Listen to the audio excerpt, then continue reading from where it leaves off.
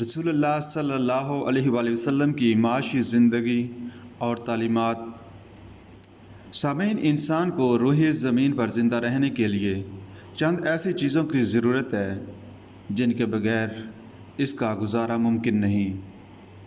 ان چیزوں کو ہم بنیادی ضروریات کہہ سکتے ہیں۔ مثلاً اسے کھانے کے لیے غذا، پہننے کے لیے لباس اور سر چھپانے، گرمی سردی سے بچنے کے لیے مکان کی ضرورت ہے۔ تمدن کی ترقی کے ساتھ بنیادی ضرورتوں کی فہرست بڑھتی جاتی ہے۔ یہ ایسی ضرورتیں ہیں جن کے حصول کے لیے انسان کو محنت اور تگ و دو کرنا پڑتی ہے۔ اس محنت کو علمی اصطلاح میں معاشی جدوجہد کہہ سکتے ہیں۔ نبی اکرم صلی اللہ علیہ وآلہ وسلم کی ذات مبارک زندگی کے ہر شعبے میں ہر انسان کے لیے نمونہ حیات ہے۔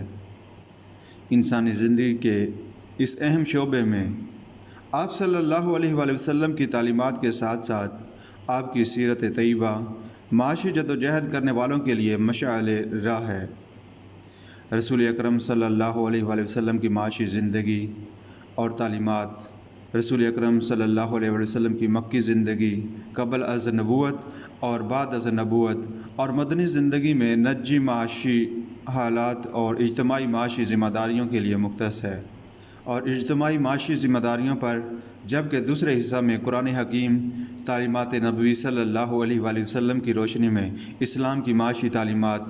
سامعین، جن میں معیشت، انسان کے معاشی مسئلے اور ان کا حل، اہل مکہ کی معاشی زندگی اور قبل از نبوت حضور صلی اللہ علیہ وآلہ وسلم کی معاشی جدوجہد، بعد از بعثت نبی صلی اللہ علیہ وآلہ وسلم نے جس طرح تبلیغی، تعلیمی اور انتظامی امور کی انجام دہی کے ساتھ ساتھ معاشی معاملات پر بھی پوری توجہ دی۔ ان حضرت صلی اللہ علیہ وآلہ وسلم نے ایک مکمل معاشی نظام دیا جس کی بنیاد کفالت عامہ پر رکھی گئی۔ اس نظام میں تقسیم دولت کے لیے قوانین وضع کیے اور معاشی ناہمواری ختم کرنے کے لیے انتظام کیے گئے۔ سود کی بندش اور زکوٰۃ کے نفاذ سے دولت کے بہاؤ کا رخ غریبوں کی طرف موڑ دیا گیا